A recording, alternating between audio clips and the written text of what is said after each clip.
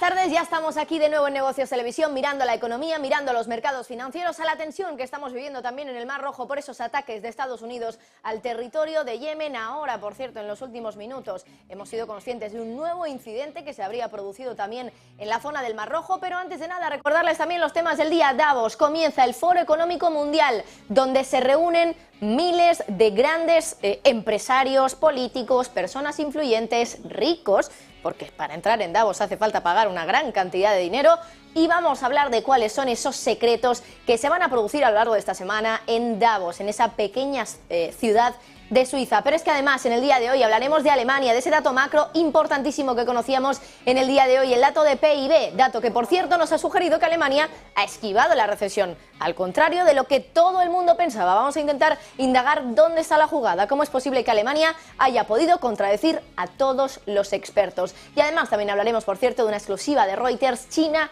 que estaría astutamente sorteando las restricciones de Estados Unidos. Pero antes de nada, Mar Rojo, vamos a la actualidad, a la última hora, porque se ha producido un incidente, el Reino Unido acaba de alertar de ello y la Casa Blanca dice que no va a dudar en actuar. Javier Longo, muy buenas tardes. ¿Qué tal, Marta? Sí, muy buenas tardes. Y es la Casa Blanca la que acaba de emitir un comunicado 3 en punto de la tarde, cuando el gobierno de Joe Biden ha sido claro sobre lo que está sucediendo en el Mar Rojo y ha dicho que la presidencia demócrata, el despacho Oval, no va a dudar ni un momento si tienen que tomar cartas en el asunto y atacar de nuevo los puestos de los hutíes de Yemen para evitar más ataques a buques navieros en el Mar Rojo. Se replican a esta hora las palabras que se han pronunciado en Londres desde primera hora de la jornada por el primer ministro británico, por Rishi Sunak, quien también ha hablado esta mañana diciendo que su gobierno no va a dudar en proteger la seguridad en el Mar Rojo. Declaraciones en el condado de Essex del británico después de ese reciente ataque aéreo perpetrado junto a Estados Unidos contra instalaciones militares utilizadas por estas milicias respaldadas por Irán, por los hutíes de Yemen, en respuesta a los continuos ataques que hemos vivido del grupo en una de las vías marítimas más importantes del mundo, por donde pasa hasta el 10% del comercio marítimo internacional. La Casa Blanca dice que atacará a los hutíes si no cesan los ataques en el Mar Rojo, todo ello cuando precisamente Reino Unido, hace unos minutos, su servicio de vigilancia aeroespacial ha reportado un nuevo ataque frente a las costas de Yemen, concretamente a 95 millas náuticas, y sobre la mesa esas palabras de Joe Biden diciendo que volverá a pasar a la ofensiva en el Mar Rojo en connivencia o no con Reino Unido. Es lo que no ha aclarado, como hicieron la semana pasada, después de que precisamente hoy la Fuerza Armada estadounidense haya confirmado a primera hora de la jornada que ha terminado por perpetrar un ataque con un misil lanzado desde Yemen contra uno de sus buques. Muchas gracias. Y antes de nada, antes de ir ya al análisis, vamos a ver qué es lo que tenemos esta tarde, porque hay que recordar, por ejemplo, Javi, también, que hoy no vamos a tener la referencia de Wall Street.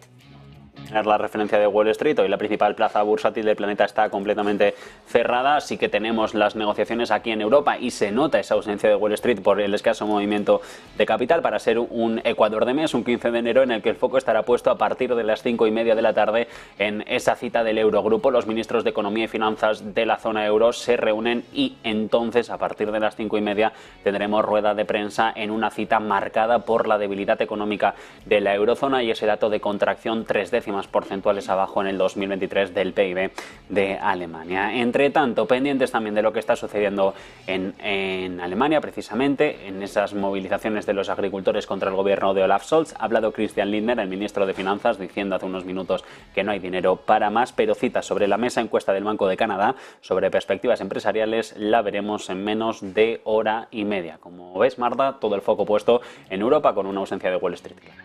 Pues efectivamente, hoy no tenemos la referencia de Wall Street, pero tenemos muchas más. Por ejemplo, hoy a las 6 de la tarde, hora importante, ya saben que es cuando acaba nuestro programa, pero es el momento en el que empieza el Foro Económico Mundial de Davos. Es básicamente donde empieza la actividad del foco más caliente ahora mismo en el mundo, en términos de economía, en términos de política y también en términos de poder. El foco que reúne a la élite del mundo, 3.000 personas, de las más influyentes del planeta. Hoy se reúnen a las 6 de la tarde, ahí es donde da comienzo el Foro Económico Mundial de Davos. Davos, por cierto, una pequeña ciudad de Suiza, con solo 11.000 habitantes, pero eso no le impide ser, desde luego, desde hace décadas, el lugar de reunión de los más poderosos. Es aquí donde Cada principio de año, cada mes de enero, se celebra el Foro Económico Mundial, donde se reúnen empresarios, políticos, filántropos, inversores y demás figuras influyentes del mundo, básicamente para intentar utilizar su poder y también su dinero para cambiar el rumbo del mundo, para, en teoría, hacerlo un mundo mejor. Bueno, la lista oficial de invitados suele ser bastante exclusiva, la lista oficial de los invitados de Davos. De hecho, es un evento al que solo se puede acceder si se tiene una invitación. Como decía antes, son miles las personas que van, entre 2.000 y 3.000 personas aproximadamente entre participantes y ponentes, aunque si nos fijamos, por ejemplo, en los actos que se hacen en paralelo en Davos, pues estamos hablando de muchas más personas que también acuden a esa pequeña ciudad de Suiza que, como les decía antes, tiene solo 11.000 habitantes. Eso sí, ir a Davos, desde luego que no es algo que cualquiera se pueda permitir, que esté al alcance del bolsillo de cualquiera. De hecho, la entrada cuesta miles de dólares. Sin ir más lejos, el precio de membresía para determinadas industrias, para determinadas empresas, asciende hasta los 600.000 dólares.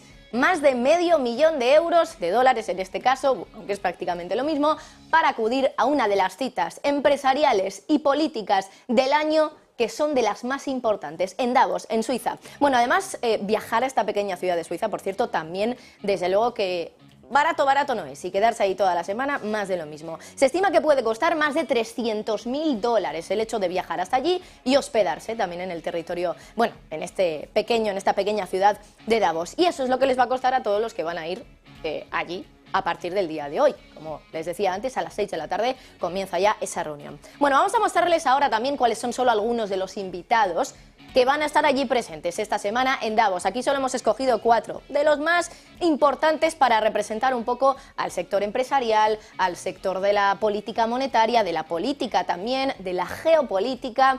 Pero vamos allá. Hoy, a partir de hoy comienza Davos y allí van a estar presentes, por ejemplo, Pedro Sánchez, presidente del gobierno español. También, por cierto, va a estar Nadia Calviño. Ya no es ministra de Economía, pero lo va a hacer en calidad de presidenta del Banco Europeo de Inversiones. Hablando de política, pues también estará allí Volodymyr Zelensky, que lo tenemos por aquí, el presidente ucraniano. Va a estar allí, además, por cierto, intentando gestionar un acuerdo con el que conseguir los millones que Estados Unidos de momento no le está consiguiendo prometer. Allí, por cierto, también tendremos grandes representantes empresariales españoles y, por supuesto, de todo el mundo. Por ejemplo, si hablamos ya en términos más internacionales, estará allí Sam Altman, el CEO de OpenAI, la compañía, la empresa que se ha dedicado a crear ChatGPT, ya lo saben. Y por otro lado tendremos, por ejemplo, en cuanto a la geopolítica también a Jens Stoltenberg, al secretario general de la OTAN, pero en la política monetaria tendremos también a Christine Lagarde, la presidenta del Banco Central Europeo, que va a estar allí presente y de hecho va a hablar. Tiene una comparecencia programada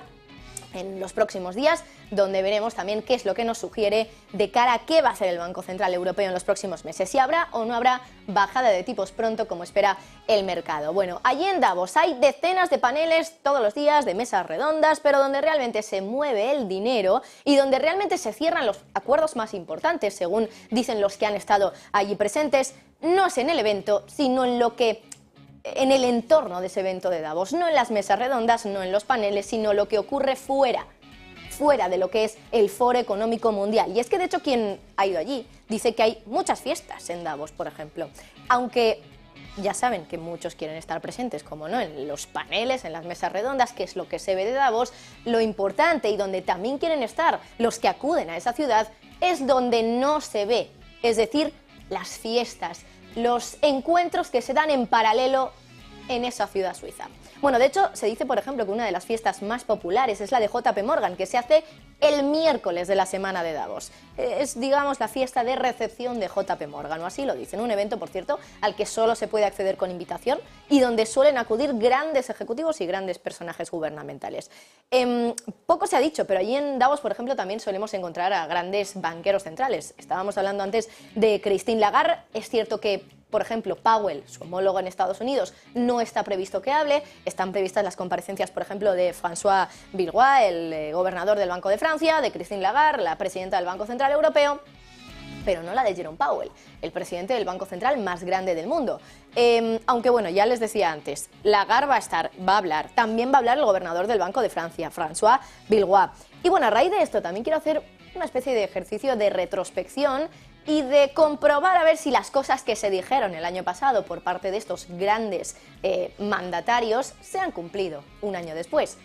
Villeroy, el gobernador del Banco de Francia, el año pasado, por ejemplo, hablaba de la situación económica de la eurozona, de cómo iba a sortear los próximos 12 meses y de la inflación. Vamos a recordar lo que decía.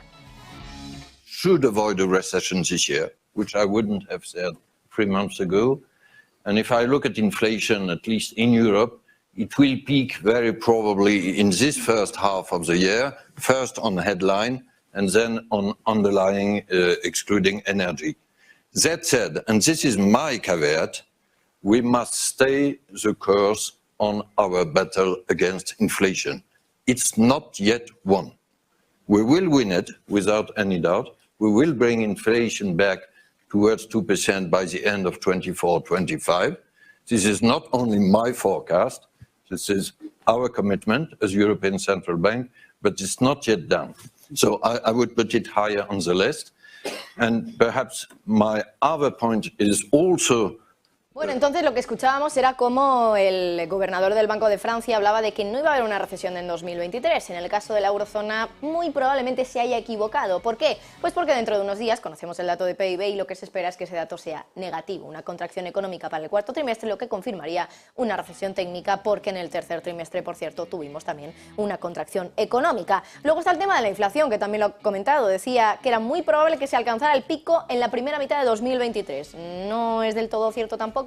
De hecho, ha pecado un poquito de prudente y el pico se alcanzó, de hecho, a finales de 2022, cuando la inflación en Europa superó el 10%, el 10,6 concretamente, es a donde llegó. Bueno, volviendo a las reuniones, al margen de lo que sí que se ve en Davos, entre los encuentros más secretos que se van a producir esta semana está, decíamos antes, Zelensky con el ejecutivo probablemente más poderoso de toda la banca de Wall Street, Jamie Dimon, el consejero delegado de JP Morgan, el banco más grande y el más rentable de Estados Unidos. Cuenta hoy Bloomberg que se espera que el presidente de Ucrania se reúna con Jamie Dimon justo cuando Estados Unidos sigue sin desbloquear esos 100.000 millones de ayuda en Ucrania, y a Zelensky le hace falta el dinero.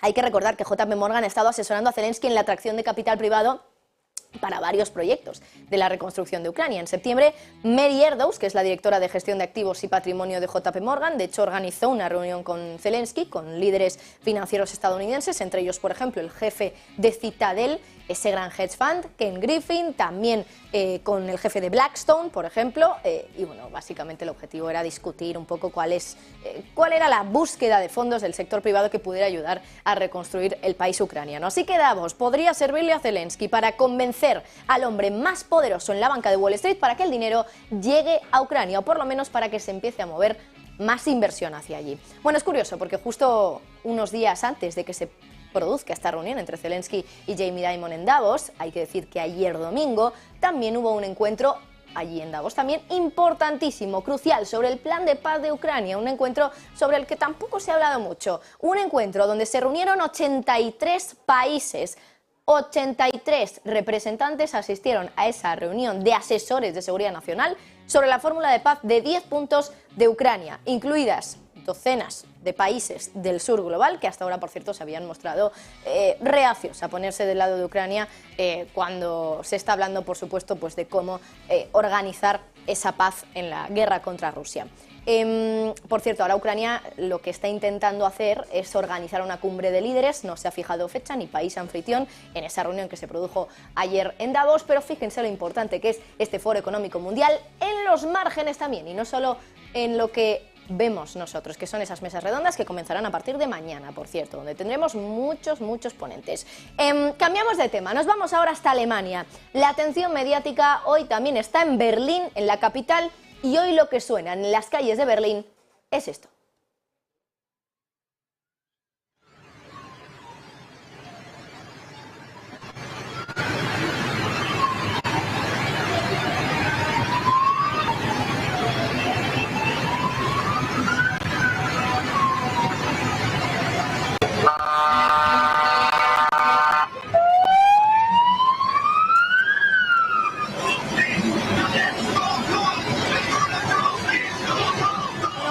Comenzado una manifestación multitudinaria de los agricultores alemanes que llevan semanas bloqueando el país para protestar por las medidas con las que Scholz quiere cuadrar el presupuesto, medidas, por cierto, que dicen ellos acaban fastidiándoles al sector de la agricultura. Se espera que hoy esas protestas atraigan a 3.000 tractores, 2.000 camiones, 10.000 personas que vayan a bloquear las calles de Berlín precisamente con esos vehículos agrarios. Personas de todo el país que van a estar hoy en Berlín, de hecho estas imágenes son de esta mañana, y donde se va a culminar todas unas semanas de disturbios, desde luego, que han puesto más presión todavía sobre Olaf Scholz, que suficiente tiene ya con ese desastre y esa crisis presupuestaria que de alguna manera intentó cuadrar ahí in extremis en ese pacto, ese acuerdo para los presupuestos de 2024, un pacto que acabó perjudicando a un sector muy importante del país, el sector de los agricultores. El gobierno ya intentó atajar el problema, pero parece que no lo ha conseguido. Los de Scholz confirmaron que no iban a eliminar, por ejemplo, la devolución de impuestos de vehículos agrícolas nuevos, se habían comprometido a que la eliminación del subsidio del diésel a los coches agrícolas iba a producirse, pero de una manera más gradual en el tiempo, no iba a ser una eliminación en el momento a la voz de ya, pero eso no ha contentado igualmente a los agricultores que hoy están en las calles precisamente. De hecho, Reuters ha captado declaraciones de uno de esos manifestantes diciendo que los agricultores se van a extinguir y que la población debe comprender que se importarán muchos más alimentos desde fuera si no se restablecen los subsidios al diésel agrícola. Es decir, que Alemania va a tener que pagar mucho más dinero para que esos productos lleguen al país, porque se van a tener que comprar desde el extranjero. Por cierto, hoy ha hablado Christian Lindner, el ministro de Finanzas, a la multitud, a las masas que estaban congregadas allí en Berlín. El ministro de Finanzas ha subido al escenario frente a esos miles de agricultores y les ha dicho que no hay dinero directamente para los subsidios. Ha dicho literalmente: no puedo prometerles más ayuda estatal del presupuesto federal, pero podemos luchar juntos para que ustedes disfruten de más libertad y respeto por su trabajo.